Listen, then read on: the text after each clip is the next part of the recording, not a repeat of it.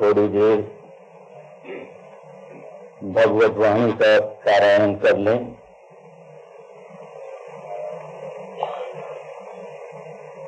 और उसे समझने की भी कोशिश करें। भगवान की वाणी में सर्वत्र अमृत ही अमृत छाया हुआ है। साधक के लिए अत्यंत प्रेरणा के स्रोत है और मार्गदर्शिका है।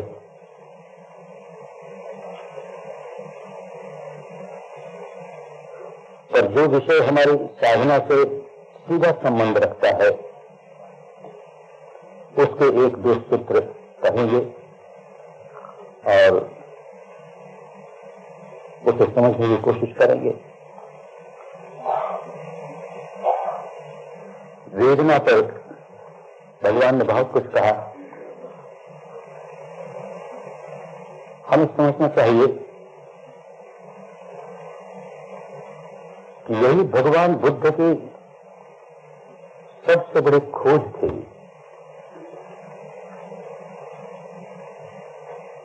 हमारे इंद्रियों के जो विषय हैं, आंख का विषय रूप है, कान का विषय शब्द है, नाक का विषय गंध है, जीभ का विषय रस है, त्वचा का विषय कोई भी स्पर्शज्ञ पदार्थ है, मन का विषय कोई चिंतन है। इन विषयों में कहीं उलझ मत जाना, इन विषयों में कहीं रस न लेने लगना। ये बात हो सकता है भगवान बुद्ध के पहले के लोगों ने भी कहा हो, अनुसंधान का विषय है।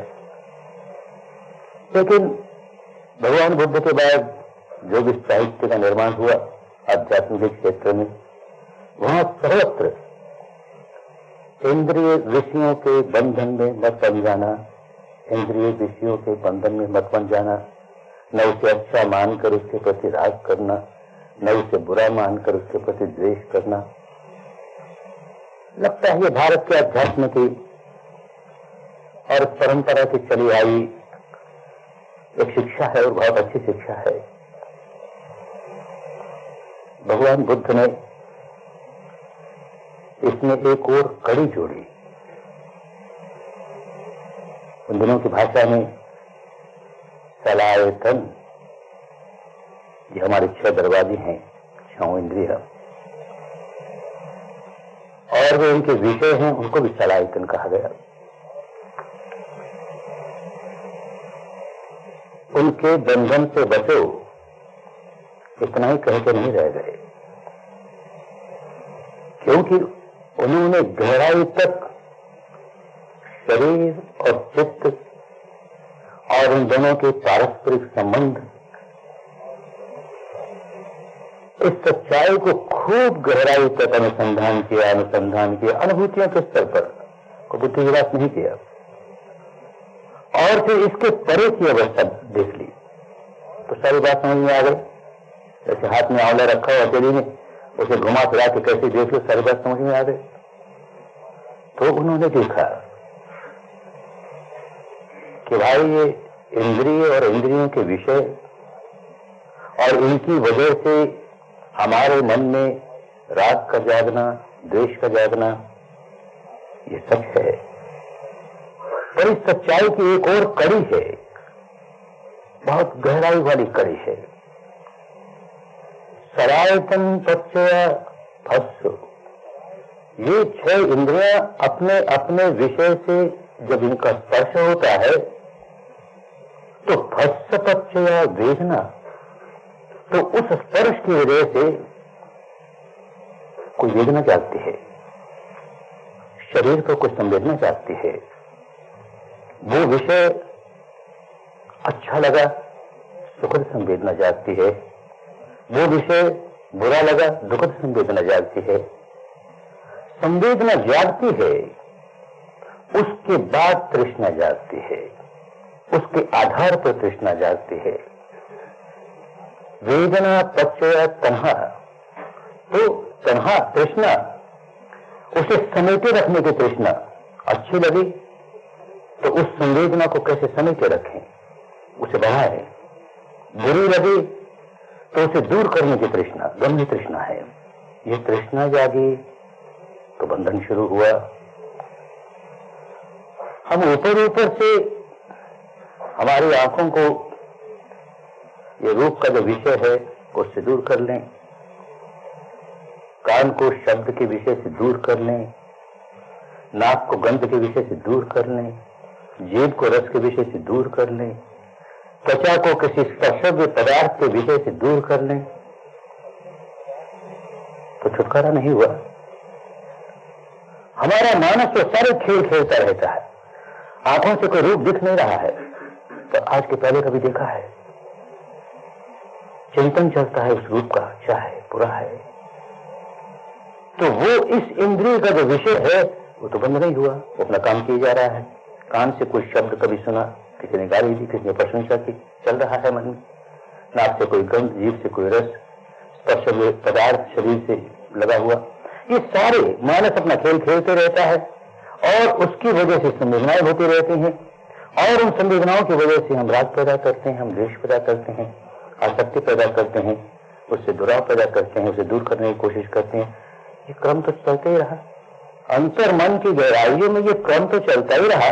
मानस के ऊपरी ऊपरी हिस्सों में मानस को रोंद कर दबा कर किसी तरह से हमने अपने आप को बचाने की कोशिश की, या मानस को किसी अन्य विषय में लगा करके भुलाइए में रखें तो है नहीं, छोड़ो इस रूप को, गंध को, रस को, देखो ना और कितनी अच्छी बात है, धर्म की बात है, उसी का चिंतन करो। अंतर मन में तो वो विकारों का कब्बार चलता ही रहा। भगवान बुद्ध की बोधि इसी बात की थी कि अंतर मन की गहराई में क्या हो रहा है। अंतर मन की गहराई में प्रति क्षण शरीर पर जो संवेदनाएं हो रही हैं उसका स्पर्श हो रहा है। काय संफस्तया वेदना प्रति क्षण चलती है जब तक हम जिंदा हैं। काय संफस्तया वेदना, काया के स्पर्श से वेदना हो रही है, मन काया का स्पर्श कर रहा है, वेदना हो रही है, सुखद हो रही है, दुखद हो रही है और उसकी प्रतिक्रिया चल रही है। तो कहां छुटकारा हुआ भाई? भागने से समस्या का समाधान नहीं होता, पलायन करने से हम मुक्ति नहीं प्राप्त कर सकते। तो इसी को देख करके उन्होंने कहा, पुब्बे अननुसुप्तेषु धम्मेषु चक्षुं उत्पादि, ज्ञानं उत्पादि, पञ्ञा उत्पादि, विद्या उत्पादि, आलोको उत्पादि। ये सारा प्रपंच चित्त और शरीर का और उनकी वजह से उत्पन्न होने वाली संवेदनाओं का और उस संवेदनाओं को लेकर के प्रतिक्रिया करने का, ये सारा प्रपंच देख लिया और देखते देखते इसके परे की सच्चाई क्या है वो भी देख ली। अरे ऐसा तो कभी सुना ही नहीं था, कहां से सुनते? ऐसी कोई बात थी नहीं समाज में। बहुत होता तो ध्यान करो, अपने मन को कहीं और किसी बात में लगा लो और छुटकारा हो गया। छुटकारा नहीं हुआ। अंतर्मन की गहराइयों में क्या चल रहा है उसे जानने का काम नहीं किया। तो ये पुब्बे अननुसुप्तेषु कभी नहीं सुना, ऐसी बात तो कभी नहीं सुनी। उसमें चक्षु खुले, ज्ञान के चक्षु खुले, चक्षुं उत्पादि, अंतर चक्षु खुले, ज्ञानं उत्पादि, ज्ञान जागा, बुद्धि के स्तर पर समझा कि ये क्या प्रपंच है। देख सुखद लगता है, अच्छा लगता है, राग पैदा करते हैं, दुखद लगता है, द्वेष पैदा करते हैं। ये क्या प्रपंच है? संशय पन्या उत्पादे। अब प्रत्यक्ष अनुभूति के स्तर पर समझा, केवल बुद्धि की बात नहीं है। देख ये संवेदना जागी ना, और देखिए अच्छी लगी तो राग जागने लगा ना, लेकिन जागी भी, हमें अच्छी भी लगी, राग भी जागा, पर समाप्त भी तो हो गई। अरे यह अनित्य है, यह नश्वर है। दुखद संवेदना जागी, देखा जागी, और उसके लिए प्रतिक्रिया होनी शुरू हुई, द्वेष जागा, नहीं अच्छी लगती, इसे दूर करे, इसे दूर करे, उसको भी जाना। और जब उसको देखने सीखा, देखते देखते अरे ये भी तो समाप्त हुई ना, ओ तो उत्पन्न होना, नष्ट हो जाना, ये इसका स्वभाव है। और इसका स्वभाव ही अनित्य है, नश्वर है, भंगुर है। क्या पागलपन, उसके प्रति क्या राग करें, उसके प्रति क्या द्वेष करें? यूं अपने चित्त को अंतर की गहराइयों तक सुधारते सुधारते सुधारते वेदनाओं के परे पहुंच गए, उस इंद्रियातीत अवस्था पर पहुंच गए जहां इंद्रियां काम करती ही नहीं, रोंधने की जरूरत नहीं है, दबाने की जरूरत नहीं है। उस अवस्था में, वो निर्वाणिक अवस्था के साक्षात्कार की अवस्था में कोई इंद्रिय काम नहीं करेगी। वो शरीर और चित्त की परे की अवस्था है। उसे देख लिया तो सारा प्रपंच समझ में आ गया। तब पुब्बे अनन सुत्ते सुधम्भेषु, अंतर चक्षु जागे, ज्ञान जागा, प्रज्ञा जागी, तो विद्या जाग गई। सही विद्या उसको कहते हैं कि सारी बात समझ में आ गई। अविद्या ही अविद्या थी। अरे जो दुख है उसे सुख माने जा रहे हैं, ध्यान करते करते बहुत बात सुखद संवेदना आई, बहुत अच्छा है, ये तो बड़ा सुख है। समझ गए क्या सुख है इसमें, समाप्त होती है ना, क्या सुख है, तो जान गए, तो जान गए तो विद्या जागी। और ये क्यों जागता है, इसके प्रति राग या द्वेष, ये समझ में आ गया। ये कैसे रोका जा सकता है, ये समझ में आ गया। और इसे रोक करके इसके परे की अवस्था का कैसे अनुभव किया जा सकता है, ये समझ में आ गया। ये विद्या उत्पादे, सारी विद्या, सारा इन सच्चाइयों को नहीं जानने वाली सारी बातें दूर हो गई, जान गए तो आलोको उत्पादे। तो वो अवस्था, इंद्रियों के परे की अवस्था, अंधकार नहीं है, वहां प्रकाश प्रकाश है। पर ध्यान करते हुए जो ये कभी कभी उग्र निमित्त जागता है आंख के सामने, कोई प्रकाश की एक थोड़ी सी झलक आई, दूर हो गई। प्रतिभाग निमित्त जागता है, वो थोड़ी देर रुका, उससे बहुत परे है। ये आलोक न सूरज की रोशनी से की उससे तुलना की जा सकती है, न चंद्रमा की रोशनी से तुलना की जा सकती है, न सितारों की रोशनी से, किसी प्रकार की ये संसारिक लोकीय रोशनी से उसकी कोई तुलना नहीं की जा सकती। वो आलोको उत्पादे। तो पुब्बे अनन सुत्तेषु धम्मेषु, ये ढूंढ निकाला तो बुद्ध बुद्ध हुए, अन्यथा बुद्ध नहीं। वेदना का बहुत बड़ा महत्व हुआ। तो इस वेदना से संबंधित ही एक दो सूत्रों का आज पारायण करेंगे। तिस्सो इमा भिक्खवे वेदना। हे भिक्षुओं, जब भगवान भिक्षु शब्द का प्रयोग करते हैं तो ये ठीक है, उनके इर्द गिर्द अधिकांशतः गृह त्यागी, पीत वस्त्रधारी भिक्षु रहते थे। पर उन्होंने ये विद्या केवल उन भिक्षुओं को ही नहीं सिखाई, गृहस्थों को भी सिखाई। उनके समय में एक नहीं, दो नहीं, लाखों की संख्या में लोग श्रोतापन्न अवस्था में, सगदागामी अवस्था में, अनागामी अवस्था में गृहस्थ, और थोड़े तो ऐसे जो अहंत अवस्था तक पहुंचे गृहस्थ के बहाने में। तो विद्या सबने सीखी। तो जब ये कहेंगे भिक्षु भिक्षुओं, तो गृहस्थ हो या सन्यासी हो, जो जो अपने दुखों के भेदन करने के काम में लग गया, अपने दुखों से छुटकारा पाने के काम में लग गया, वही भिक्षु। तो इसलिए उनको कहा गया भिक्षु। कतमा तिस्सो, कौन सी तीन है? तो कहते हैं सुखा वेदना, दुखा वेदना, अदुखम सुखा वेदना। आज भारत में, भारत ही नहीं भारत के बाहर भी हमने देखा, ये वेदना शब्द लंका में भी, बर्मा में भी, थाईलैंड में भी, कंबोडिया में भी, आज की उनकी भाषा में, भारत की भी सभी भाषाओं में वेदना का अर्थ केवल दुख ही रह गया। और वो ठीक भी है, भगवान की अपनी वाणी है कि सारी वेदनाएं दुख ही है। इसी मारे हो सकता है फैली हुई ये बात और फैल गई हो। तो आज जब कोई कहे कि सुखद वेदना, तो लोगों के कान खड़े होंगे। वेदना है वो सुखद कैसी हुई? वेदना तो पीड़ा को कहते हैं, पीड़ा सुखद कैसी हुई? तो समझना चाहिए। इसीलिए यहां आने पर ये वेदना शब्द का प्रयोग न करके संवेदना शब्द का प्रयोग करना शुरू किया, ताकि लोग समझे सुखद भी होती है, दुखद भी होती है, और ऐसी भी होती है जो न सुखद है न दुखद है। इस प्रकार 3 प्रकार की वेदनाओं की बात कही गई। सुखा दिक्खवे वेदना दुख तो दत्थब्बा। अब यह उनका उपदेश शुरू होता है कि भाई ये जो सुख वेदना है ना, इसको कहीं सुख मन ना मान लेना, क्योंकि वस्तुतः सुखद नहीं है, एक भ्रांति है, एक माया है, एक मरीचिका है। बड़ा अच्छा लगा, अरे ये धारा प्रवाह चली, बड़ा अच्छा लगा, तरंगे ही तरंगे तरंगे ही तरंगे, ये बिजली का करंट चला, अरे बड़ा अच्छा बड़ा अच्छा, और समाप्त हो गया ना, तो क्या अच्छा। और इसी को सब कुछ मान करके कहीं अटक जाते तो आगे कदम नहीं रख पाते ना, मुक्त अवस्था तक कैसे पहुंचते। तो इसके चक्कर में पड़ गया कि ये सुखद वेदना ही अंतिम लक्ष्य है हमारी साधना का, और मुक्त अवस्था तक नहीं पहुंच पाया।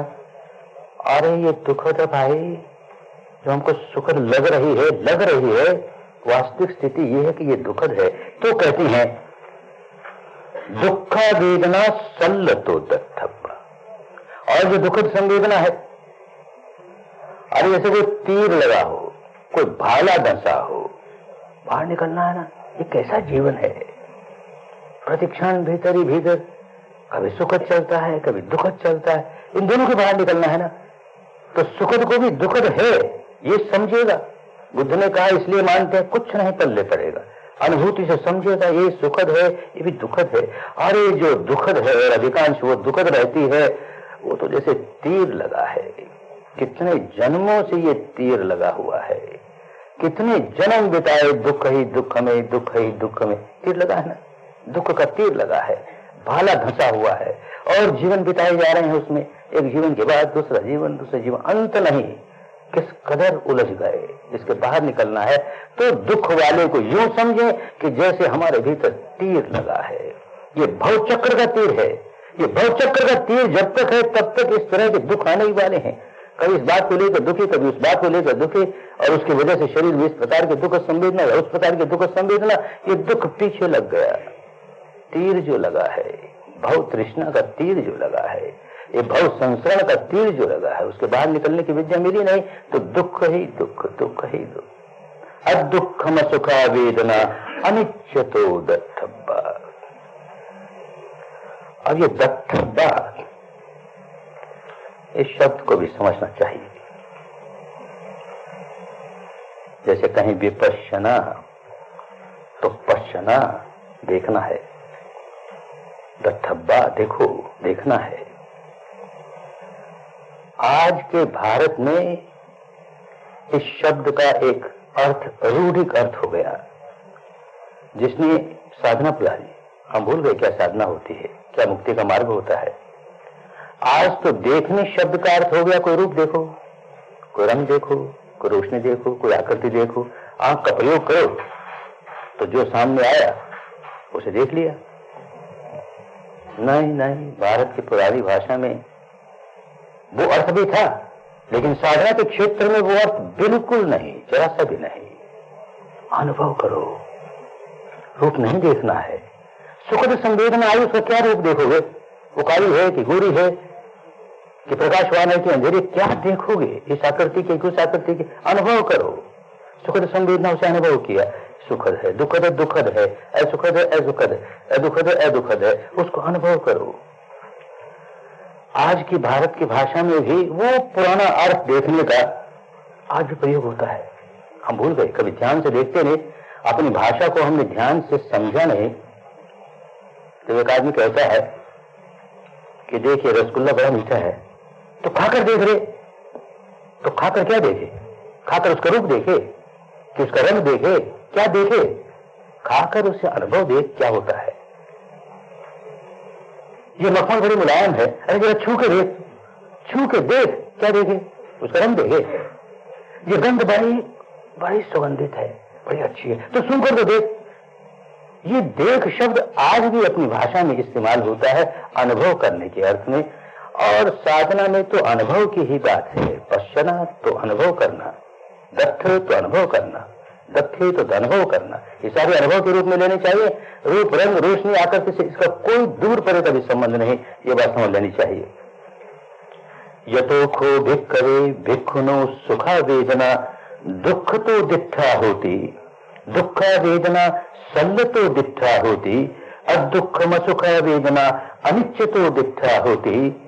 जब किसी भिक्षु को ऐसा होने लगे कि ये जो सुख वेदना आ रही तो दुखद है ना, जो दुखद वेदना आ रही है तो तीर की तरह दुख देने वाली है ना, और ये जो सुखद दुख अदुखद वेदना ये तो अनित्य है ना, तब अयम उच्यते भिक्खवे, तब ये कहा जाए कि भिक्षु सम्मदस्सो, अब इसका दर्शन सम्यक दर्शन होने लगा। अब कहां उलझ गए सम्यक दर्शन को लेकर के? हमारी दार्शनिक मान्यता ये, तो इसको मानने वाला व्यक्ति तो सम्यकदर्शी, इस पर श्रद्धा रखने वाला व्यक्ति तो सम्यकदर्शी, और इस पर जो श्रद्धा नहीं रखता है, इसको नहीं मानता है, वो मिथ्यादर्शी। अरे क्या लेना देना उस बात से? दर्शन हुआ, अनुभूति हुई, अनुभूति सम्यक रूप से हुई, सही तरीके से अनुभूति हुई। सुख आया, हमने राग गिराना शुरू कर दिया तो सम्यक अनुभूति कहां? अनुभूति तो हुई। दुख आया, हम रोने लगे तो अनुभूति तो हुई, सम्यक कहां हुई? असुख अदुख आया और हमने उसी को अंतिम अवस्था मान ली तो सम्यक अनुभूति कहां हुई? उसकी सही स्वभाव को देख रहे हैं, और साक्षी भाव से, साक्षी भाव है, भोक्ता भाव नहीं है, तो उस कहना चाहिए कि सम्यक दर्शन होना शुरू हो गया।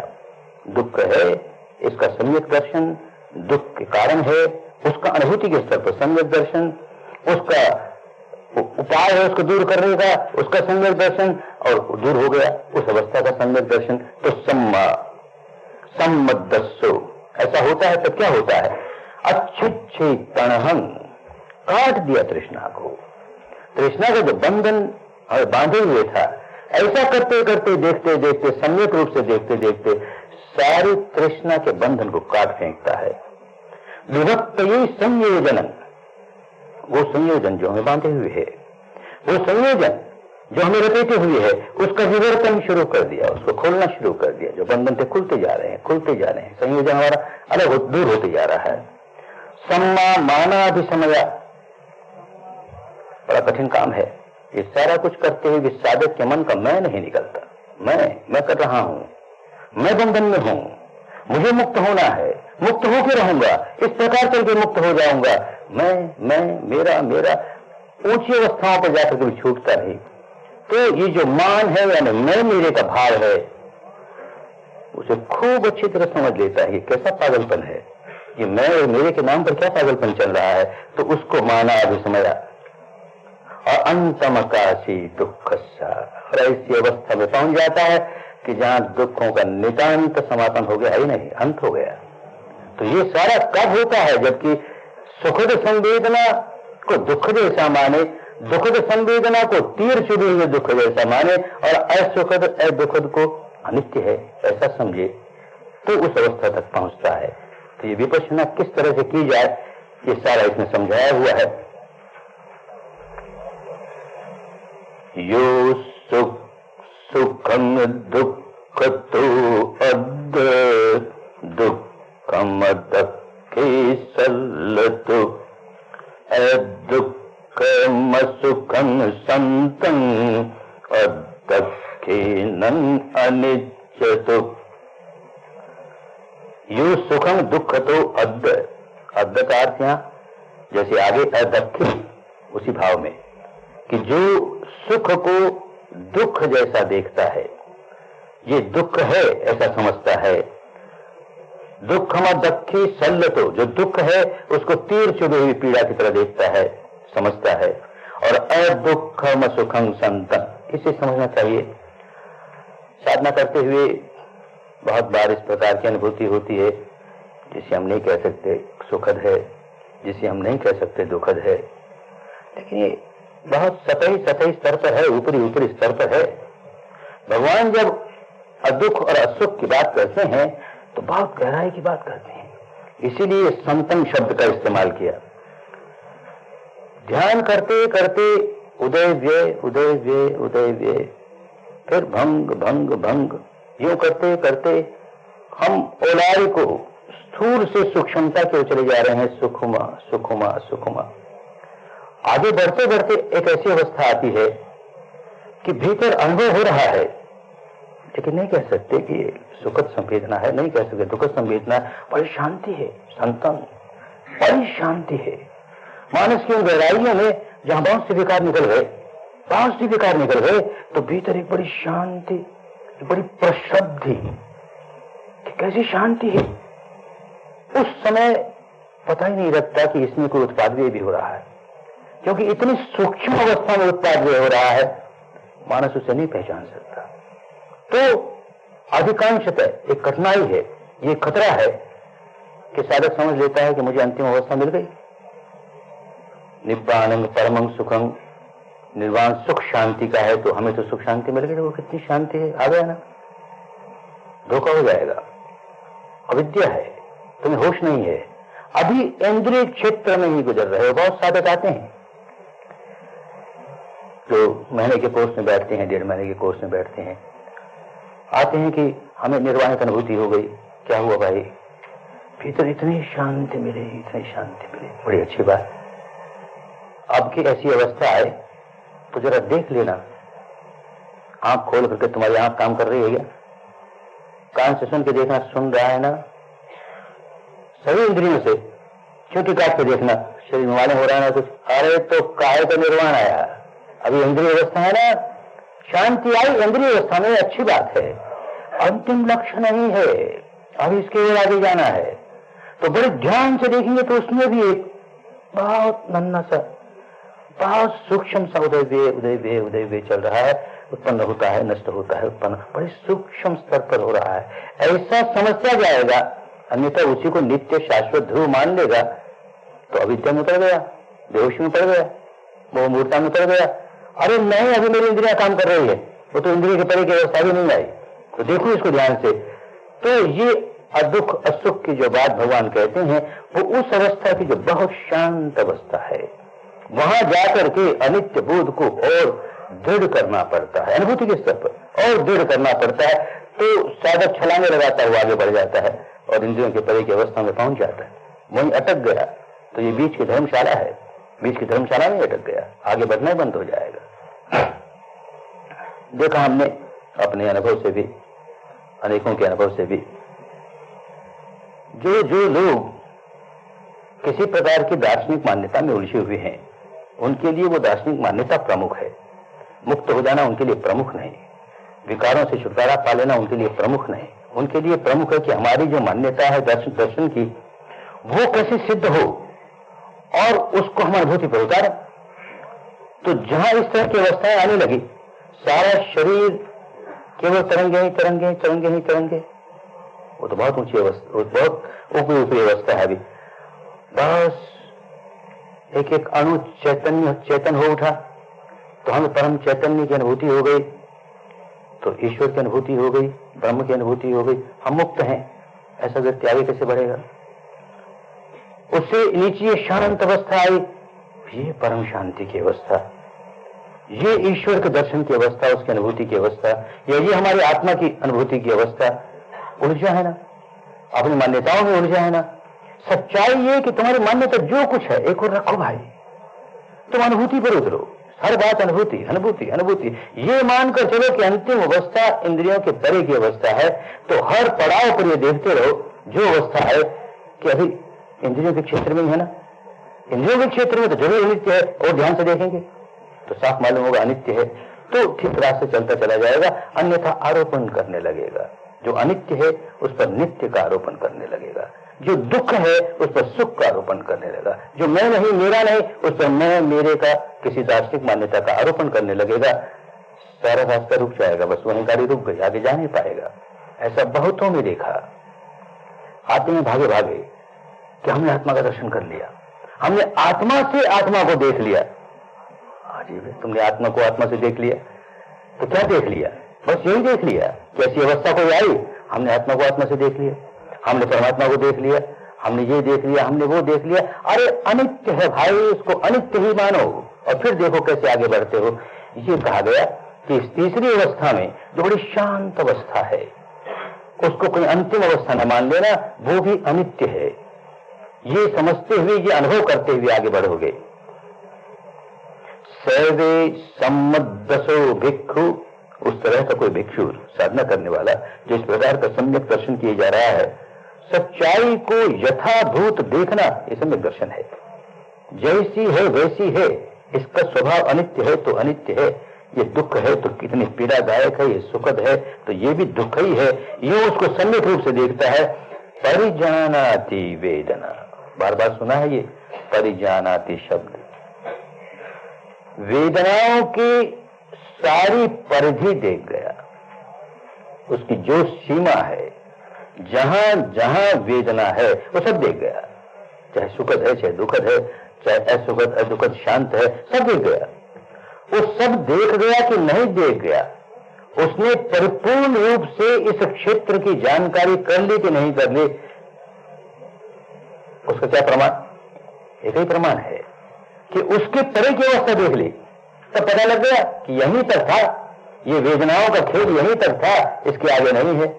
तो उसको परिजाने से कहें तो इस भाव में कहते हैं कि परिजानाति वेदना, वेदना संपूर्ण क्षेत्र को देख गया, कुछ बाकी नहीं रह गया, कोई कोना खजुना बाकी नहीं रह गया, सबके परे चला गया। सो वेदना परिन्याय, ऐसा व्यक्ति वेदनाओं को जान करके, उसके सारे क्षेत्र को जान करके दिट्ठे धम्मे अनासवो, अब देख लिया उसने, उसका साक्षात्कार कर लिया। किसका? उस अवस्था का जो अवस्था किसी को अनाश्रय बना देती है। आश्रय सारे समाप्त हो गए। आश्रय जब तक है, जब तक मन में मैल है, तब तक अरहंत अवस्था नहीं प्राप्त हुई, तो मुक्त अवस्था, नितांत मुक्त अवस्था नहीं प्राप्त हुई। वो इस सारे क्षेत्र को, वेदना के क्षेत्र को देख करके परे जा करके तब उस अवस्था पर पहुंच गया कि जहां उसने अनाश्रय अवस्था का साक्षात्कार कर लिया। ऐसा व्यक्ति कायस्य भेदा, उसके काया का भेदन होता है, यानी मृत्यु होती है। धम्मत्थो, क्योंकि व्यक्ति धर्मनिष्ठ हो गया, बौद्ध धर्म में पक गया ऐसा नहीं, हिंदू धर्म में पक गया ऐसा नहीं, जैन धर्म में पक, पावले लोगों की बातें हैं, उसमें उलझे रह जाओगे, धर्म नहीं मिलेगा। हिंदू धर्म मिल जाएगा क्योंकि हिंदुत्व का प्रभुत्व है वहां पर, बौद्ध धर्म मिल जाएगा क्योंकि बुद्धत्व का प्रभुत्व है वहां पर, बातों का वो अनुभव कुछ नहीं। जैन धर्म मिल जाएगा क्योंकि जैनों का प्रभुत्व, कुछ नहीं मिलेगा। धर्म, धर्म माने जो सच्चाई है, जो प्रकृति के नियम है, वो सारे जान गया तो धर्मिष्ठ हुआ, जीवन में धर्म उतरने लगा। ऐसा व्यक्ति काया का भेदन होने पर, यानी मृत्यु होने पर क्या होता है उसका? संख्यन्नोपेति वेदगु, ऐसा व्यक्ति वेदगु हुआ ना, सारे वेदना के क्षेत्र को जान गया, वो वेदगु हुआ। वेदना के सारे क्षेत्र को जानने वाला व्यक्ति संख्यन्नोपेति। क्या संख्यन? मानिए इंद्रिय जगत का सारा खेल, लोकीय जगत का सारा खेल, निरय लोक से लेकर के अरूप ब्रह्म लोक तक का सारा क्षेत्र संख्यक है, गिना जा सकता है, कितना बड़ा है, क्या है, क्या इसका वर्णन किया जा सकता है। वो वर्णनातीत अवस्था में पहुंच गया, उस अवस्था में पहुंच गया कि जिसका कोई वर्णन नहीं हो सकता, निर्वाणिक अवस्था में चला गया। ऐसा अरहंत मृत्यु के बाद उस अवस्था में पहुंच गया कि जो वर्णनातीत है, अब उस वर्णनातीत अवस्था से फिर करके वापस इस वर्णन वाली अवस्था में नहीं आता। वो जो अनंत की अवस्था है, उसमें से होकर के फिर दोबारा ये जिसको गिना जा सके, जिसको माप के बताया जा सके, उस अवस्था में नहीं आता, यानी सदा के लिए मुक्त हो गया। और सारा लक्ष्य साधक का यही है कि इस भव चक्र के बाहर कैसे आए। इन संवेदनाओं का परिज्ञान इसलिए कर रहे हैं कि चाहे रूप ब्रह्मलोक हो, अरूप ब्रह्मलोक हो, वहां तक भी ये उत्पाद व्यय का क्षेत्र चल रहा है, इसके परे की अवस्था नहीं आई।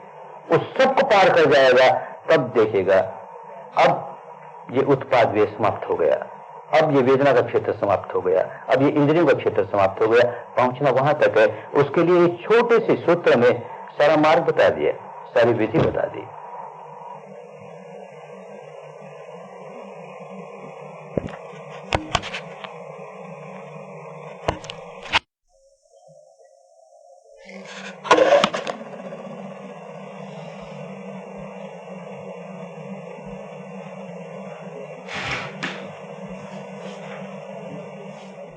और नेक्स्ट इज सल सुत्तन, सल सुत्तन। असुतवा भिक्खवे पृथुज्जनो सुखंति वेदनं वेदयति दुःखंति वेदनं वेदयति अदुःखम सुखंति वेदनं वेदयति। अब इसमें दो शब्द महत्व के हैं। असुतवा, उन दिनों की भाषा में ये दो शब्द बार बार उनका प्रयोग होता था। सुतवा माने श्रुतवान, जिसमें धर्म के सैद्धांतिक बातों को कम से कम सुना तो है। और असुतवा, जिस बेचारे ने धर्म की बात कोई सुनी नहीं, वास्तविक धर्म क्या होता है इसे उस व्यक्ति ने कभी सुना तक नहीं, तो उस रास्ते पर जाएगा कैसे? जिसने सुना तक नहीं वो बड़ा अभागा, और जिसने सुना है और फिर उस रास्ते पर चला है, सुना है तो उसका भाग्य खुलने का रास्ता खुल गया, क्योंकि उसने सुना तो कम से कम श्रुत ज्ञान तो हुआ, और उसके बाद वो चिंतन ज्ञान और भावना में प्रज्ञा करके आगे बढ़ता चला जाएगा। तो ये सुतवा असुतवा, ये दो भेद। जो असुतवा है और उस पर पृथुज्जन है। पृथुज्जन माने पृथक जन है। धर्म के रास्ते पर जो चल रहा है, या धर्म का रास्ता जो छोड़ दिया उससे पृथक हो गया, धर्म के रास्ते जो पृथक हो गया वो पृथक जन है। वो पृथक जन, एक तो पृथक जन, एक उसने सुना नहीं धर्म का, बहुत अभागा। तो ऐसा जिसने धर्म सुना ही नहीं और धर्म के रास्ते से बिल्कुल पृथक पड़ा हुआ है, वो भी सुखद वेदना अनुभव करता है, दुखद वेदना अनुभव करता है, और असुखद अदुखद वेदना भी अनुभव करता है। सुतवा भिक्खवे, अरिय सावक, और फिर ऐसे लोग जिन्होंने सुना है, श्रुतवान है, सुतवा है, और अरिय सावक। अब अरिय सावक श्रावक है, भगवान की बताई हुई बात सुन करके अब वो धर्म के रास्ते चलने लगा, और चलते चलते आरी हो गया, तो अरी हो गया। ऐसा श्रावक जो अरी हो गया, धर्म सुना है और रास्ते पर चल करके भले श्रोतापन्न की अवस्था तक ही पहुंचा है, लेकिन आर्य हो गया।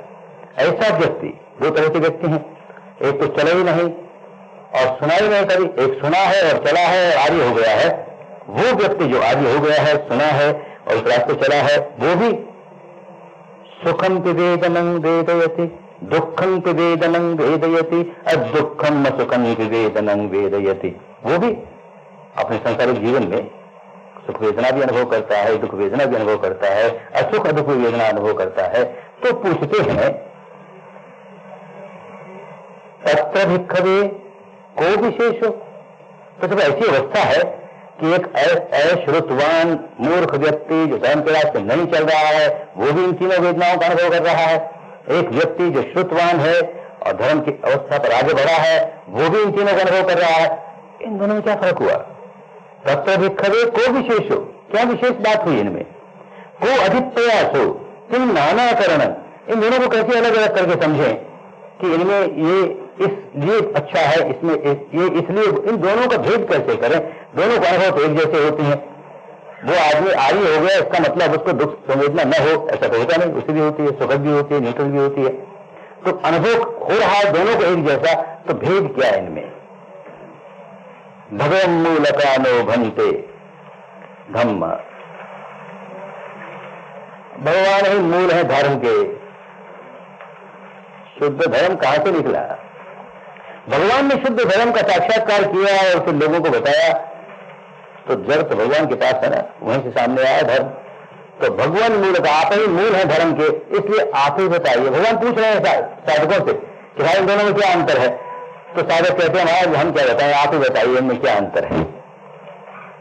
अश्रुतवा भिक्खवे पृथुज्जनो दुःखाय वेदनाय कुतो समानो शोचति किलमति परिदेवति पुरत्तालिं कंदति सम्मोहन आपज्यते। जो पृथक जन है और जिसने धर्म की बात कभी सुनी नहीं, ऐसे आदमी को जब दुखद संवेदना का अनुभव होता है, स्पर्श होता है, संपर्क होता है, पुत्रो समानो, तब सोचते, बड़ी चिंता में बढ़ गया, ये क्या होने लगा मेरे जीवन में, चिंता में बढ़ गया। किलमति, बड़ा क्लांत हो गया कि क्या हुआ, मुझे क्या हो गया। जब जीवन में दुख आता है तो क्या अवस्था होती है ऐसे व्यक्ति की कि वो चिंता में पड़ जाता है, क्लांत हो जाता है, परिदेवती रोता है, पुरस्तालिं कंदति, छाती पीट पीट करके क्रंदन करता है, सम्मोहं आपज्यति, और मोह में डूबता चला जाता है। होश नहीं है उसे, क्या करो, ये होश नहीं है। तो ये अवस्था होती है ऐसे व्यक्ति की। सो द्वे वेदना वेदयति, ऐसा व्यक्ति जब दुख आता है और दुख में रोता है तो उसे जो शरीर पर होने वाली दुखद संवेदना थी, उसका दुख तो था ही, अब उसने एक नया दुख और खड़ा कर लिया, मानस को भी दुख से भर दिया। तो दो वेदनाओं का शिकार हो गया वो, क्योंकि उसे होश नहीं है। इसलिए जो वेदना आई, दुखद वेदना आई, अब मानस के स्तर पर उसको और दुखी बनाया जा रहा है। और उसका उदाहरण देकर समझाते हैं किस तरह की दो वेदना। कायिकं च चेतिसं, पहले तो केवल काया पर दुखद संवेदना आई, अब उसने चित्त पर भी दुखद, चित्त को भी दुखित बना दिया, तो चित्त की वेदना भी दुखद हो गई। से यथापि, जैसे कि विखवे पुरुषं सल्लेन विज्झेय, कोई व्यक्ति को तीर चुभा हो, भाला चुभा हो, उसका भी दुख होता है। तमेमन द्वितीय सल्लेन अनुवेदन विज्झेय, और उस व्यक्ति को दूसरा तीर और घुस जाए और लग जाए, दूसरा भाला और घुस जाए, तो उसको दुगना दर्द होना शुरू। एक भाला तो था, शारीरिक दुखद वेदना का एक भाला तो धंसा हुआ था ही, अब ये चेतसिक दुख का एक भाला और धंसा लिया, तो उसका दुख दुगना हो गया। एवमेव को भिक्खवे ऐश्वतवा पुथुज्जनो दुःखाय वेदनाय फुट्टो समानो शोचते किलमति परिदेवति पुरस्तालिंग कंदति सम्मोहं आपद्यति। इस प्रकार कि जो नासमझ व्यक्ति हैं वो इस प्रकार दुख की अवस्था में अपने दुख को बढ़ाते हैं। सो द्वे वेदना वेदयति, दो तरह की वेदना का अनुभव करने लगते हैं। कायिकं व चेतसिं च तस्सावेव खोपन दुःखाय वेदनाय फुट्टा समानो पतिघ्वा होति। ऐसे दुखद अनुभूति के समय वो व्यक्ति पतिघ्वा, प्रतिघवान, क्या प्रतिघ, जब अप्रिय होता है तो उसे दूर करना चाहते हैं तो प्रतिघात करते हैं। प्रिय लगता है तो वो प्रतिघात नहीं समझते हैं, उसे अच्छा लगता है। ये अप्रिय अवस्था है, दुखद संवेदना आई है, तो प्रतिघात करते हैं, दूर हो, कैसे दूर हो ये, तो उस प्रतिघात का एक और दुख खड़ा कर लिया, उसे दूर करने का एक नया दुख खड़ा कर लिया। उस व्यक्ति को पथिघवा, इसमें द्वेष का, दुर्भावना का भाव पैदा करके, संस्कार पैदा करके अपने को और अधिक दुखी बना दिया। दुखद संवेदना आई सो तो आई, अब वो पथिघवान हो गया और उसने अपनी वेदनाओं को बढ़ा लिया। तमेन दुखाय वेदनाय पथिघवंतं यो दुखाय वेदनाय पथिघानुसयो सो अनुसेति पथिघानुसयो। हमारे अंतर्मन की गहराइयों में न जाने कितने जन्मों से हमें एक स्वभाव पैदा कर लिया, एक ऐसे स्वभाव शिकंजे में जकड़े हुए हैं। अंतर्मन की गहराइयों में एक ही प्रकार का संस्कार बार बार बार बार बार बार बनाते हुए अच्छा नहीं लगा तो ये प्रतिघात वाला संस्कार बनाएंगे, द्वेष का, दुर्भावना का संस्कार बनाएंगे, और अब फिर वही बनाए जा रहे हैं। तो जो अनुशय था, अनुशय अंतर मन की गहराइयों में चित्त धारा के साथ जो मैल प्रवाहमान हो रहा है, सोए सोए सोए सोए चल रहा है, उसका अनुसरण किया जा रहा है। माने हम अंतर मन की गहराइयों में हम जिस स्वभाव से कमजोर में जकड़े हुए हैं, अब उसको और पुष्ट कर रहे हैं, उसको और पुष्ट कर रहे हैं। प्रतिभानुसयो सो अनुसेति, उसका अनुसेवन करते जा रहे हैं, उसको और बढ़ाए जा रहे हैं, उसको और बढ़ाए जा रहे हैं। ये अवस्था होती है। बार बार साधना में ऐसे समझाते हैं कि जैसे ही तुमने द्वेष पैदा किया तो अपने द्वेष के पुराने संग्रह का संवर्धन करने लगे। सही बात हुई कि तुम संवर्धन किए जा रहे हो, संवर्धन किए जा रहे हो। द्वेष तो पहले से था ही। प्रतिज्ञ का द्वेष पैदा करने का, दुर्भावना पैदा करने का स्वभाव आज का नहीं है, नहीं कब का है। और ये दुखद संवेदना आई तो इस स्वभाव को हम बढ़ाने लगे, इसका संवर्धन करने लगे। सो दुखाय वेदनाय फुट्टो समानो काम सुखं अभिनंदति। जब आदमी को जीवन में बहुत दुख आता है तो सामान्य व्यक्ति जिसने कभी धर्म को समझा नहीं, सुना नहीं, उस रास्ते पर चला नहीं, तो बस यही कामनाएं करता है, यही कल्पनाएं करता है कि दुख तो दूर हो जाए और खूब सुख आए, काम सुख आए। तो काम भोग का सुख कहें, उसे इंद्रिय सुख कहें, वो प्राप्त हो। वो क्यों ऐसा करता है? तो बताया तन किस हेतु ऐसा क्यों करता है, किस कारण से? नहीं सो भिक्षवे पजानाति, वो जानता ही नहीं। क्या नहीं जानता? अश्रुतवा पृथुजनो, वो जो अश्रुतवा है, श्रुतवान नहीं है, पृथुजन है, वो जानता ही नहीं। क्या? अन्यत्र काम सुखा दुखाय वेदनाय निस्सरणं तस्य काम सुखं च अभिनंदतो यो सुखाय वेदनाय रागानुसयो सो अनुसेति। उस बेचारे को कुछ नहीं सूझता। दुख से दूर होना है तो कैसे सुख प्राप्त कर लूं, अपने आप दुख से दूर हो जाऊंगा। तो जैसे कविता में कहा किसी ने, जब जीवन का दुख उभरता उसे दबाता प्याले से, याद न आए दुखमय जीवन इससे पी लेता हाला, जब चिंताओं से रहने को मुक्त उठा लेता प्याला। बहुत दुखी है, क्या करे? अरे मेरा शराब पीने भूल जाएंगे ना उसको, तो उसका एक सुख आएगा, बस उस सुख के पीछे भागता है। बहुत दुख आता है तो कोई न कोई इंद्रिय सुख की ओर भागता है। चलो वीडियो खोल दें, कोई नाच गान में चले जाए, उसमें चले जाए, उसमें चले जाए। अरे दुख से कैसे छुटकारा होगा तेरा? तो सामने नहीं करता ना, तो भागता है उससे। और किस ओर भागता है? किसी सुखद अनुभूति की ओर भागता है। तो क्या होता है कि उस सुखद अनुभूति के प्रति जो राग है, वो अनुशय राग जो कि अनेक जन्मों के साथ ये चल रहा है, अब उसको संबोधन करने लगा। दुख आया तो उसका एक परिणाम ये आया कि तू सुख की ओर भागा, और सुख की ओर भागा तो उसका परिणाम ये आया कि तेरी आसक्ति सुख के प्रति बढ़ी, तो तेरा राग बढ़ा, और अनुशय का जो राग था, जो विकार न जाने कितने जन्मों से साथ लिए आ रहा है, उसका संवर्धन होना शुरू हो गया। तो दोनों अवस्थाओं में, दुख की अवस्थाओं में तो द्वेष जगह जगह करके अपना बंधन बांध रहा है, और सुखद के पीछे भाग करके तो राग जगह जगह करके अपना बंधन बांध रहा है। सोपासं वेदनानं समुदयं च अर्थंगमं च आस्वादं च आदीनवं च निस्सरणं च यथाभूतं न प्रजानाति। ऐसा व्यक्ति दुखद आने पर द्वेष जगाता है, सुखद आने पर राग जगाता है, सुखद के पीछे दौड़ता हुआ राग जगाता है। ऐसा व्यक्ति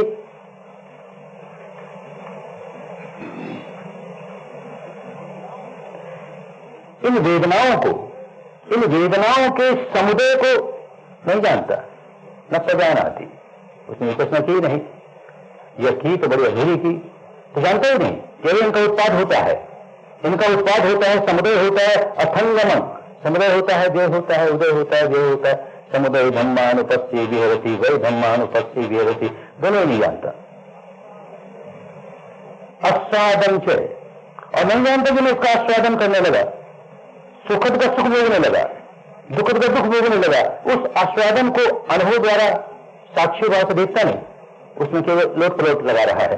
आस्वादन से आदिनवं से, और इसकी वजह से जो भोगता भाव से सुखद का सुख भोगना है, दुखद का दुख भोगना है, इसकी वजह से आदिनव पैदा कर दिया। अरे कितना बड़ा खतरा, कैसा दुष्परिणाम! इसकी वजह से मेरे बंधन बढ़ते ही जा रहे हैं, बंधन बढ़ते ही जा रहे हैं, छुटकारे से दूर होता जा रहा हूं। ये आदिनवं नहीं जानता, और निस्सरणं, इसके बाहर कैसे निकले ये भी नहीं जानता। निस्सरणं से यथाभूतं न प्रजानाति। ये घटना सारी घट रही है भीतर, उदय भी होना भी घट रहा है, देह होना भी घट रहा है, उसके प्रति आस्वादन हो रहा है वो भी घट रहा है, उससे जो खतरा मोल ले रहे हैं वो भी घट रहा है, और उसके बाहर निकलने का रास्ता भी है। अनुभव नहीं करता, प्रज्ञा से नहीं जानता, रोक रोक लगाता है केवल उसमें। तो ऐसा व्यक्ति जो इस प्रकार की प्रतिक्रिया करता है, वो इन सारी सच्चाइयों को देखने से रह जाता है। तत्सं वेदनानं समुदयं च अर्थंगमं च आस्वादं च आदिनवं च निस्सरणं च यथाभूतं अपजानतो यो अदुःखम सुखाय वेदनाय अविज्ञानसयोसो अनुसेति। ऐसा व्यक्ति जो भीतर की सच्चाइयों के उदय व्यय को नहीं जानता, उसके प्रति मेरा जो आस्वादन का स्वभाव हो गया उसको नहीं जानता, इसकी वजह से मैं जो खतरे में पड़ रहा हूं, इसके दुष्परिणाम है उसको नहीं जानता, और उसके बाहर निकलना भी नहीं जानता। ऐसे व्यक्ति को जब किसी भी कारण से असुखद अदुखद अनुभूति हो, माने कोई शांति की अनुभूति हो गई, मोह में पड़ गया। ऐसा ही व्यक्ति मोह में पड़ा कि अब समझेगा कि हो गया ना, मिल गया ना, मुक्त अवस्था प्राप्त हो गई ना। तो ऐसा व्यक्ति क्योंकि वो समझ नहीं रहा है, इन वेदनाओं के खेल को नहीं समझ रहा है, इसके बाहर निकलने को नहीं समझ रहा है, तो इसलिए ऐसा व्यक्ति उसी जंजाल में पड़ा रह गया। वो अविद्या के अनुशय को और तीव्र कर रहा है। अविद्या माने सच्चाई को न जानने वाला ऐसा अंधकार, ऐसा अज्ञान जो हमको सच्चाई को जानने नहीं देता। सच्चाई को जानने नहीं देता तो उस शांत अवस्था में पहुंच करके भी वो अज्ञान ही अज्ञान, उसके अनुशय को आगे बढ़ा रहे हैं। सो सुखम चे वेदनं वेदयति संयुक्तो न वेदयति। ऐसा व्यक्ति जब सुखद संवेदना आती है तो उसको अनुभव करता है संयुक्त, चिपकाव करके, उसके प्रति अत्यंत आसक्त होकर के, उसके साथ बंद करके अनुभव करता है। मानो उसको प्रिय लगती है तो रात जगाते हुए उसके साथ उसका अनुभव कर रहा है। दुखम च वेदनं वेदयति संयुक्त, और दुख आता है तो उसके साथ चिपक करके, दुख है तो प्रतिक्रिया कर रहा है दुख का, तो दुख को भी साक्षी भाव से नहीं देख रहा, भोक्ता भाव से देख रहा है, तो उसके साथ बंध गया। अदुखम सुखम च वेदनं वेदयति संयुक्तो न वेदयति। और जब इस तरह की शांत अनुभूति होती है तब भी जुड़ा हुआ है, उसके साथ चिपका हुआ है, उससे अलग नहीं हो पाया, तो बंधन कायम है, बंधन कायम है। अयम उच्यते भिक्खवे अश्रुतवा पृथुजनो संयुक्तो। ऐसे व्यक्ति वो कहते हैं कि ये श्रुतवान नहीं है, पृथक व्यक्ति है, गलत रास्ते पड़ा हुआ है। ऐसा व्यक्ति किससे जुड़ा हुआ है? संयुक्त जातीय जन्म से जुड़ा हुआ है, जराए बुढ़ापे से जुड़ा हुआ है, मरने से जुड़ा हुआ है, शोक से, परिदेव से, दुख से, गैरमनुष्य से, उपायास से, व्याकुलता से जुड़ा हुआ है, दुखों से जुड़ा हुआ है।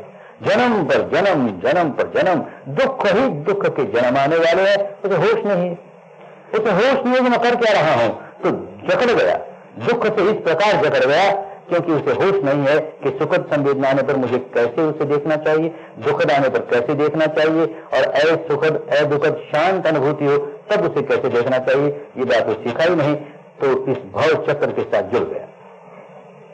सुतवा चखो भिक्खवे अरिय सावको दुखाय वेदनाय फुट्टो समानो। और जो आदि श्रावक है और जो श्रुतवान है वो जब दुखद संवेदनाओं के संपर्क में आता है तो न सोचती, न किलमती, न परिदेवती, न उरत्ताली कंदती, न सम्मोहन आपज्जति। न रोता है, न छाती पीटता है, न चिल्लाता है, न व्याकुल होता है। ऐसा व्यक्ति मोह में नहीं पड़ता। सो एकम वेदनं वेदयति। ऐसा व्यक्ति बस एक वेदना, ये दुखद वेदना आई है, शरीर आई है, अब वो दूसरी वेदना नहीं पैदा करता, प्रतिक्रिया करके चित्त की वेदना नहीं पैदा करता। सो एकम वेदनं वेदयति कायिकं न चेतसिकं। बस काया की वेदना है तो है, वो तो कई कारणों से हो सकती है। जैसे किसी दुष्ट व्यक्ति ने भगवान की ओर एक चट्टान फेंक दी, तो चट्टान तो रास्ते में अटक गई, लेकिन उसका एक छोटा सा टुकड़ा उनके पांव पर लगा तो घाव हो गया। तो घाव हो गया तो दुखद संवेदना है, चाहे कोई बुद्ध ही क्यों ना हो, दुखद संवेदना है तो दुखद संवेदना है, पर शरीर की दुखद संवेदना है, मन तो बड़ा शांत है, चैतसिक दुख नहीं पैदा होने देंगे। तो जो व्यक्ति धर्म को समझ गया, धर्म में आगे बढ़ने लगा, वो शरीर के दुख को चैतसिक दुख नहीं बनने देगा। एक ही वेदना का सामना किया जा रहा है। संयतापि भिक्खवे पुरुषं सल्लेन विज्जये तमेन द्वितीयेन सल्लेन अनुवेदं न विज्जये। इस ऐसे व्यक्ति को बस एक ही तीर लगा है, दूसरा तीर नहीं लगने दिया उसने। एवं हिसो भिक्खवे पुरुषो एक सल्लेन वेदनं वेदयति एवमेव खो भिक्खवे सुतवा अरिय सावको दुखाय वेदनाय फुट्टो समानो न शोचति, न किलमति, न परिदेवति, न उत्कर्तालिं कंदति, न सम्मोहन आपज्जति। ऐसा व्यक्ति मोह में नहीं पड़ता और उस तरह की प्रतिक्रिया नहीं करता जो उसकी व्याकुल बनाती है। सो एकं वेदनं वेदयति कायिकं न चेतसिकं। ऐसा व्यक्ति केवल काया की वेदना का अनुभव करता है, चित्त की वेदना का नहीं। तस्यायेव खोपन दुखाय वेदनाय पुट्टो समानो प्रतिभवान न होती। ऐसा व्यक्ति दुखद परिस्थिति आने पर, दुखद अनुभूति होने पर प्रतिभवान नहीं होता, माने द्वेष नहीं पैदा। तमेन दुखाय वेदनाय अप्रतिभवंतं यो दुखाय वेदनाय प्रतिभानुसो नो नानुसेति। अब उसके भीतर जो अनुशय है प्रत्येक के द्वेष के, अब उनको बढ़ावा नहीं देता हो, क्योंकि उसे होश है, वो नहीं बढ़ावा देता। सो दुखाय वेदनाय पुत्रो समानो काम सुखम नाभिनंदति। ऐसा व्यक्ति भागता नहीं किसी काम सुख के लिए, किसी अन्य प्रकार के इंद्रिय सुख के लिए, उसका सामना करता है। दुख आया है उसका सामना करता है। संकिस्त हेतु, किस कारण? सजानाति ही सो भिक्खवे श्रुतवा अर्य साधको। वो जानता है खूब अच्छी तरह से, ऐसा श्रुतवान प्रज्ञावान जो श्रावक है, आदि श्रावक है, वो इस बात को अच्छी तरह जानता है क्या कि अन्यत्र काम सुखा दुखाय वेदनाय निस्सरणम। जिसे होश नहीं है वो दुख आने पर काम सुखों की ओर भागता है कि वहां सुख मिल जाएगा, लेकिन ये जानता है कि इसके बाहर निकलने के लिए काम सुख की ओर भागने की जरूरत नहीं है, कोई और रास्ता भी है बाहर निकलने का। तस्य काम सुखम नाभिनंदतो, और वो अभिनंदन नहीं करता काम सुख का। ये सुखाय वेदनाय रागा अनुसयो नो नानुसेति। अब वो राग के जो अनुशय हैं उनका संवर्धन नहीं करता। सोतासन वेदनाय समुदयं च अर्थंगमं च अस्सादं च आदिनवं च निस्सरणं च यथा भूतं तजानाति। अब ये सारे के सारे प्रपंच को, वेदनाओं के सारे प्रपंच को अब वो यथाभूत देख रहा है साक्षी भाव से। तत्सतासं वेदनानं समुदयं च अर्थंगमं च अस्सादं च आदिनवं च निस्सरणं च यथाभूतं तजानतो। और इस प्रकार उसको यथाभूत देखते हुए यो अदुख असुखाय यो अदुखम सुखाय वेदनाय अविद्यानुसयो सो नानुसेति। क्योंकि देखना आ गया उसको, तो जो बिल्कुल शांत वेदनाओं की अनुभूति है उसको भी उसी प्रकार देखता है, तो इसलिए अविद्या के जो संस्कार हैं उनका संवर्धन नहीं करता। सो सुखम चे वेदनं वेदयति विसंयतो न वेदयति। ऐसा व्यक्ति सुखद संवेदना आने पर अपने आप को उससे जकड़ करके उसका अनुभव नहीं कर रहा है। दुखम चे वेदनं वेदयति विसंयुक्तो न वेदयति। दुखद आए तो भी अपने आप को उसके साथ जकड़ करके नहीं उसे अनुभव कर रहा है। अदुखम सुखम चे वेदनं वेदयति विसंयुक्तो न वेदयति। संयुक्त नहीं है, विसंयुक्त है। अब संयोजन टूटने लगा, जिनके साथ झगड़ा हुआ था, दुखद संवेदना आई तो जकड़ गया, दुखद सुखद आई तो जकड़ गया, अदुख सुख आया तो जकड़ गया, अब उन जकड़न से बाहर निकलने लगा, विसंयुक्त होने लगा। अयं उच्यति भिक्खवे श्रुत्वा अर्य साधको विसंयुक्तम। अब ऐसा व्यक्ति विसंयुक्त हो गया, या आदि श्रावक है, विसंयुक्त हो गया, बंधन के बाहर आ गया, संयोजन के बाहर आ गया। संयोजन के बाहर आकर के अनुभव तो कर रहा है, लेकिन उसके साथ झगड़ा नहीं है, बंधन नहीं है। अयम उच्यते भिक्खवे श्रुत्वा अर्य साधको विसंयुक्तो। झगड़न के बाहर आ गया, किससे विसंयुक्त हो गया? जातीय जराय मरणेन शोके ही परिदेवे ही दुखे ही दोमनस्ये ही उपायासे ही विसंयुक्तो। इन सारे के सारे जन्म से, मरण से और अन्य प्रकार के दुखों से, मानसिक दुखों से, शारीरिक दुखों से अब वो विसंयुक्त होता चला गया। दुख स्माति वदामि। अब वो दुख से दूर होता चला गया, उससे विसंयुक्त होता चला गया। अयंखो भिक्खवे विशेषो, ये विशेषता है। अयं अभिप्रयासो इदम नानाकरणम, यही उनको अलग अलग देखने का है। ये श्रुतवान, ये अश्रुतवान, ये धर्म के रास्ते चलने वाला, ये धर्म के रास्ते से पृथक। श्रुतवतो अर्य साधकस्य अश्रुतवता पुथुजनेन। इन दोनों को अलग अलग करके देखने का यही एक तरीका है कि जो श्रुतवान है, धर्म के रास्ते चल रहा है, वो इन सुखद दुखद असुखद अदुखद संवेदनाओं के प्रति प्रतिक्रिया करके अपने पुराने बंधन के स्वभाव को बढ़ा नहीं रहा है, उसको बाहर निकल रहा है। और जो अश्रुतवान है, जिसको होश नहीं है, धर्म के रास्ते नहीं चल रहा है, वो उसी प्रकार की सुखद दुखद असुखद अदुखद संवेदनाओं का अनुभव करके अपने बंधन को बढ़ाता जा रहा है। इन दोनों का ये भेद है। उसी को फिर बताया, न वेदनं वेदयति सपन्यो। जो प्रज्ञावान है सपन्यो, वो न वेदनं वेदयति। अब तक हम पढ़ते आ रहे थे वेदयति शब्द का अर्थ अनुभव करना, लेकिन भाषा भाषा है, कंगाल होती है। भाषा कितने ही समृद्ध क्यों न हो, कंगाल ही है। पूरी बात हम किसी भी भाषा में, किन्हीं भी शब्दों में पूरी बात समझा नहीं सकते। अनुभव की बात है, किन शब्दों में समझाएंगे? तो अब तक तो वेदयति का यही समझा कि अनुभव करता है। अब यहां वेदयति का ये अर्थ कर रहे हैं कि वो भोक्ता भाव से अनुभव करता है। तो न वेदनम वेदयति सपन्य, जो प्रज्ञावान है वो इन वेदनाओं को भोक्ता भाव से नहीं भोग रहा, वेदयति नहीं कर रहा। सुखम पी दुखम पी बहुत सुतोपी, बहुत सुत है, तो इसलिए सुख को दुख को वो इस प्रकार भोक्ता भाव से नहीं उसका अनुभव कर रहा। अयम च धीरस्य पृथुजनेन, अब उस धीर पुरुष में, धर्मवान पुरुष में और इस पृथक व्यक्ति में महाविशेषो कुशलस्य होती, ये दोनों का विशेष अंतर है। एक कुशल रास्ते पर चल रहा है, कोई अकुशल रास्ते पर चल रहा है। संखात धम्मस्य बहुसुतस्य विपस्सतो लोकनिमं परंच। संखात धम्मस्य, वो सारा का सारा क्षेत्र धर्म का जो इंद्रिय क्षेत्र है, जहां पर कुछ उत्पन्न होता है, नष्ट होता है, और जिसे वर्णन करके समझाया जा सकता है, ये है, ये है, ये है, उस सब को संखात धम्मस्य जो बहुसुत है, विपस्सतो, अब उसकी उपासना कर रहा है, वो देख रहा है उसको साक्षी भाव से। लोक इमं परंच, इस लोक को भी देख रहा है जिसमें कि वो है, और परलोक को भी देख रहा है। लोक निमं परंच इत्थस्य धम्म नमथिंत चेतन, उसको जब इष्ट की अनुभूति होती है, यानी जो चाहिए उसकी अनुभूति होती है, तो उसका मन मंथन नहीं करने लगता, व्याकुल नहीं हो जाता, मन अपनी क्षमता नहीं खो देता, अपना संतुलन नहीं खो देता। अनिष्ठतो नो प्रतिघात मेति, और जब अनिष्ट का अनुभव होता है तो प्रतिघात नहीं करता, दोनों ही अवस्था में क्षमता बनी रहती है, मन का संतुलन बना रहता है। तत्सानुरोध अथवा विरोधा, अब उसका कोई अनुरोध नहीं है, अनुरोध माने चाहिए चाहिए कैसे मुझे मिल जाए, अथवा विरोधा, विरोध नहीं है, न अनुरोध है न विरोध है। विधूपिता अर्थगता न संति, अब वो अपनी मानस को धुएं से नहीं भर रहा है, बहुत स्पष्ट सारी बातें।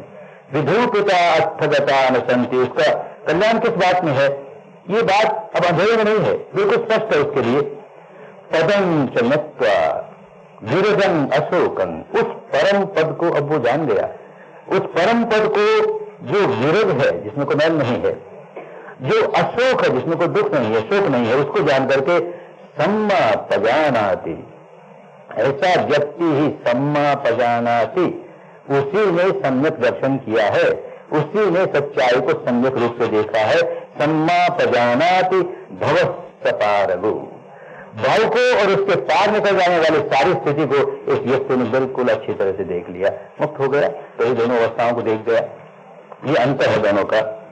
सुखद आए तो कैसे उसको साक्षी भाव से देखें, दुखद आए तो कैसे साक्षी भाव से देखें, शांत अनुभूति है न सुख की न दुख की, उसे कैसे साक्षी भाव से देखें।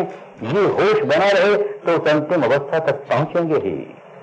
ये कोई सिद्धांतों की बात नहीं है, कोई फिलोसफी की बात नहीं है, किसी संप्रदाय की मान्यता की बात नहीं है, ये कुदरत के कानून की बात है, धर्म की बात है। जो ऐसे ऐसे करेगा उस अवस्था पर पहुंच ही जाएगा। ये कर रहे हैं तो साधना करते हुए अगर किसी के मन में किसी प्रकार का संदेह हो तो भगवान की इस वाणी से अपने संदेह को दूर कर लेना चाहिए। क्यों हम संवेदनाओं को देखने का काम कर रहे हैं? इसलिए कि इन्हीं संवेदनाओं की वजह से हम प्रतिक्रिया करके अपने बंधनों को बांधते हैं, उसे बढ़ाते हैं।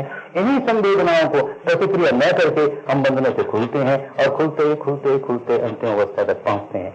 समय भले लगे पर रास्ता यही है मुक्ति का। इसीलिए एक आयनो मग्गो कहा, और कोई रास्ता नहीं। हमारे विकार जड़ों से निकले नहीं और किसी की कृपा हो जाए हम मुक्त हो जाए, कोई दार्शनिक मान्यता मान ले हम मुक्त हो जाए, कोई कर्म कांड करने हम मुक्त हो जाए। अरे भाई नहीं, ऐसा होने वाला नहीं है। इसको खूब समझ करके अपना काम करना है, मुक्ति का काम करना है। राग के सुखद के प्रति राग जगने न पाए, दुखद के प्रति द्वेष जगने न पाए, और शांत अवस्था के प्रति भी विद्या ही जागे, अविद्या जागने न पाए, मोह जागने न पाए। आगे बढ़ते ही जाएंगे, बढ़ते ही जाएंगे। जो जो इस रास्ते पर चल रहे हैं आगे बढ़ते ही उस मुक्त अवस्था तक पहुंचे। सबका मंगल हो, सबका कल्याण हो, सबकी स्वस्थ मुक्ति हो, सत्य मुक्ति हो।